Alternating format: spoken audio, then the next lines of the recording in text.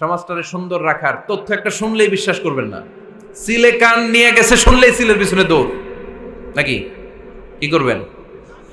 আগে কানে হাত দিয়ে একটু দেখবো কান দুইটা আছে না নাই, তারপরে চিলের পিছনে দৌড়ানো। তাহলে এখন থেকে আমরা তথ্য একটা শুনলেই বিশ্বাস করব। তাহলে কি করবেন? বলতে হবে কি করবেন? যাচাই বাছাই, জাস্টিফিকেশন অফ দ্য নিউজ। কোন নিউজ জাস্টিফিকেশন ছাড়া আমরা প্রচার করব, বিশ্বাস করব, শেয়ার করব না। আল্লাহ বললেন, ইয়া আইয়ুহাল্লাযীনা আমানু লা ইয়াসখার কওমুম মিন কওম। ওহে আমার ঈমানদার বান্দারা, শোনো শোনো, খবরদার কখনো কোনো মুমিন বান্দারে ঠাট্টা করো না, অবজ্ঞা করো না, ঠাট্টা করো না। তার মনে কষ্ট হয় এমন কোনো কথা তারে বলো না। Never scoff of anybody. কাউকে নিয়ে ঠাট্টা করবেন না, তার দেহ নিয়ে, তার আকৃতি নিয়ে, তার বংশ নিয়ে। এক লোকের বাবা ছিল চোর, কিন্তু তার ছেলে অনেক ভালো। আপনি কি তারা বলতে পারবেন তুই চোরের ঘরের চোর? বলতে পারবেন? চুরি করছে বাবা, ওর কি দোষ? কথা বলেন। এগুলো কবিরা গুনাহ। আওয়াজ করে বলেন তো কি গুনাহ? কবিরা গুনাহ। কারো আকৃতি নিয়ে, আমার ফরিদপুরের কলিজার টুকরা যুবক ভাইরা, কারো আকৃতি নিয়ে কখনো অবজ্ঞা করবে না, তুচ্ছ জ্ঞান করবে না। এটা কবিরা গুনাহ, এটা আল্লাহ খুব অপছন্দ করেন। এর কারণ আকৃতিটা আমাদের হাতে নাই। আমাদের কারো নাক লম্বা, কারো খাটো, আমরা কেউ কালো, কেউ সাদা, আমরা কেউ স্মার্ট, কেউ অন্যরকম। তো এই যে আমাদের এক এক ধরনের আকৃতি, এটা কি আমি বানাইছি? আপনি বানাইছেন? দিছে কে? এই জন্য কারো দেহের গঠন নিয়ে যদি আপনি অবজ্ঞা করেন, এটা প্রক্ষান্তরে আপনি স্রষ্টাকে নিয়ে অবজ্ঞা করলেন। কারো দেহের আকৃতি নিয়ে যদি আপনি তুচ্ছ করেন, তাকে তুচ্ছ করেননি, আমার রবকে আপনি তুচ্ছ করেছেন। চিল্লায় বলেন ঠিক কিনা? খবরদার, তুই কালু, তুই লম্বু, তুই মোটু, তুই কানা, তুই রোহিঙ্গা, আছে না নাই? ইদানিং এটা খুব চলে। এই রোহিঙ্গা নামটা আছে না? ফরিদপুরে এগুলো ঢুকে নাই না? আমাদের ওইদিকে দেখি কি অবস্থা, কারোর সাথে কেউ লাগলে তুই রোহিঙ্গা। কি আশ্চর্য, এই গালি কবে আসলো? হ্যাঁ, অনেক ধরনের গালি। ঢাকায় আর একটা চলে ফইন্নির ভূত, কি বলে? এই এগুলো আগে শুনি নাই আমরা, রিসেন্ট এগুলো বলা শুরু করছে। ফইন্নির ভূত, রোহিঙ্গা না। এগুলো বলে আপনি কাউকে অবজ্ঞা করতে পারবেন? পারবেন না। খবরদার, এটা কবিরা গুনাহ, এটা ছোট গুনাহ মনে করবেন না। কারণ আকৃতি নিয়ে তুচ্ছ করা যায় না, কারণ আকৃতি দান করেছে কে? হুয়াল্লাযী ইউসাউইরুকুম ফিল আরহামি কাইফা ইয়াশা, লা ইলাহা ইল্লা হুয়াল আজিজুল হাকীম। তিনি এমন সত্তা যিনি তোমাদের চেহারার অবয়ব দিয়েছেন, তোমাদের আকৃতি দান করেছেন তখন যখন তোমরা মায়ের পেটের ভেতরে ছোট্ট জোকের মতো ছিলা। মায়ের পেটের ভেতরে আমরা যখন সবাই এত ছোট্ট, তখনই আমাদের চেহারার আকৃতি দিয়েছে কে? কে সুন্দর হব, কে ছেলে হব, কে মেয়ে হব, কে মোটা হব, কে চিকন হব? আমার ইচ্ছা হয়েছি? আওয়াজ করে বলতে হবে, কার ইচ্ছায়? প্রত্যেককে যদি আল্লাহ প্রত্যেকের নিজের চেহারা ডিজাইন করতে দিতেন, আল্লাহ যদি বলতেন তোমার চেহারাটা কেমন হবে তুমি ডিজাইন করো, তাহলে আপনি আপনারা কেমন বানাতেন? হ্যাঁ বলেন, ফরিদপুরের ভাইরা বলেন, সুন্দর করে বানাতেন তাই না? সবচাইতে স্মার্ট, সবচেয়ে সুন্দর করে আমি আমার চেহারাটা বানাতাম যদি আমাকে ডিজাইন করার সুযোগ দেওয়া হতো। কিন্তু এই সুযোগ তো আল্লাহ দেন নাই। ডিজাইন স্বয়ং করে দিয়েছেন কে? কোন নারীকে যদি আল্লাহ বলতে, এই নারীরা তোমাদের চেহারা কার কেমন লাগবে তোমরা বানাও, প্রত্যেক নারী কি করতো? বিশ্ব সুন্দরী করে নিজেকে বানাতো। খুদ ধরার মতো কোনো জায়গা সে নিজের জন্য রাখতো না, ঠিক কিনা? কিন্তু এটা আল্লাহ দেন নাই। এই আকৃতিটা আমাদেরকে সরাসরি দান করেছেন কে? খবরদার, আমাদের অনেকে বিকলাঙ্গ, আমাদের অনেকের হাত ছোট, পা বড়, দেখতে মোটা, কেউ চিকন, কেউ কালো। খবরদার, কারো আকৃতি নিয়ে কখনো কোনো অবজ্ঞার সুরে, ঠাট্টার সুরে কোনো কথা আমরা বলবো না। রাজি আছেন? সবাই রাজি আছেন? আল্লাহ রাসূল সাল্লাল্লাহু আলাইহি ওয়াসাল্লামের এক সাহাবী ছিল, নাম ইবনে মাসউদ রাদিয়াল্লাহু তাআলা আনহু। উনার পায়ের নলা ছিল খুব চিকন, অস্বাভাবিক চিকন, স্বাভাবিক না।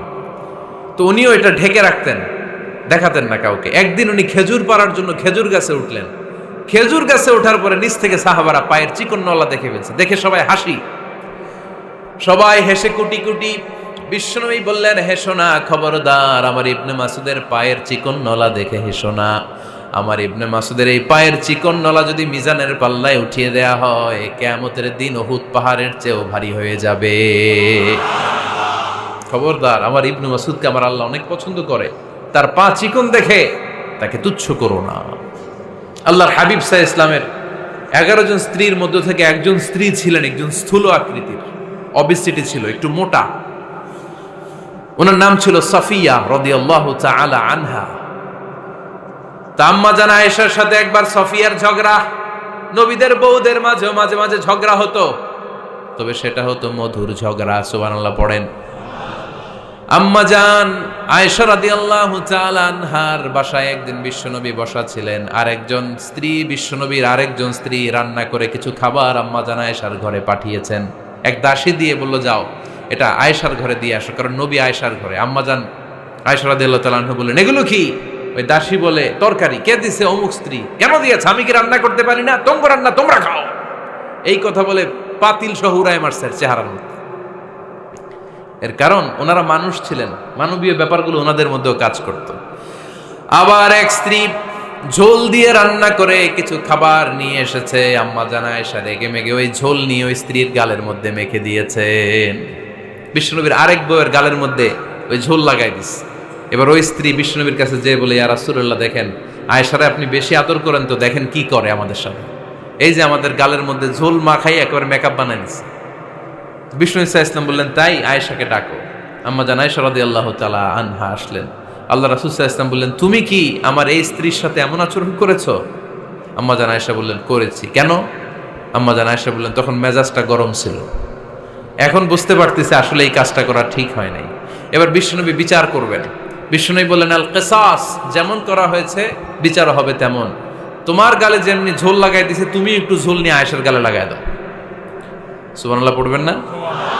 ওই স্ত্রীও কিছু ঝোল নিয়ে আম্মা জান আয়েশার গালে লাগাই দিল। এখন দুইজনে হাসতেছে, বিশ্বনবীও হাসলেন, আরশের উপর থেকে খুশি হয়ে গেলেন। কে? তো স্ত্রীদের মধ্যে মাঝে মাঝে এটা ঘটতো। সাফিয়া রাদিয়াল্লাহু তাআলা আনহা ছিলেন একটু মোটা।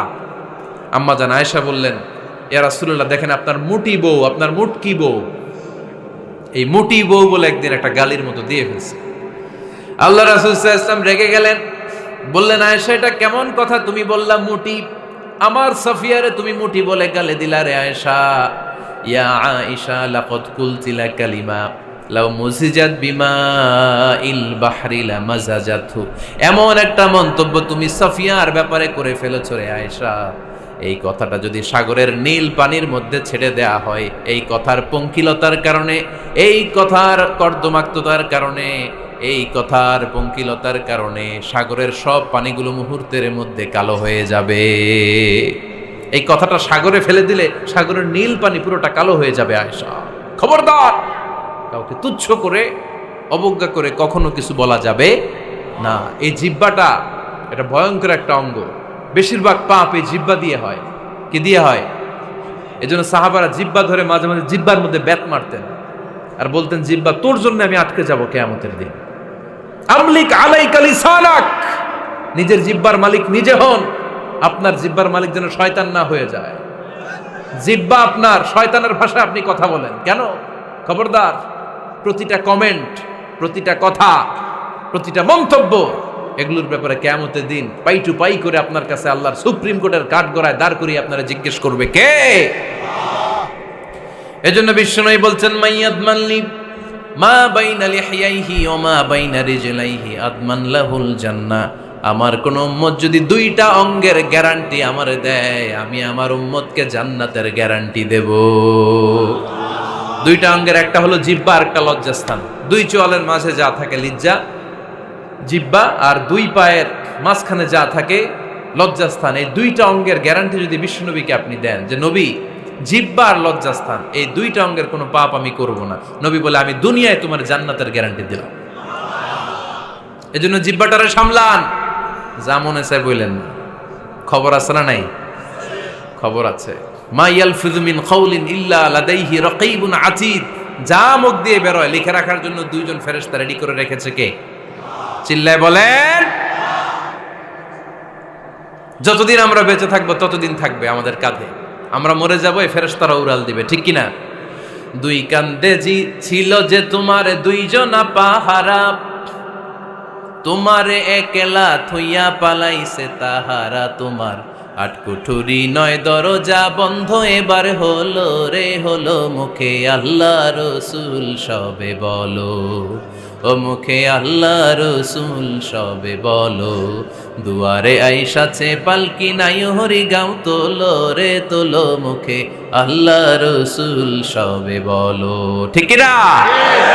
এজন্য সাবধান, আমলিক আলাইকা লিসানাক, নিজের জিহ্বার মালিক নিজে হন। মন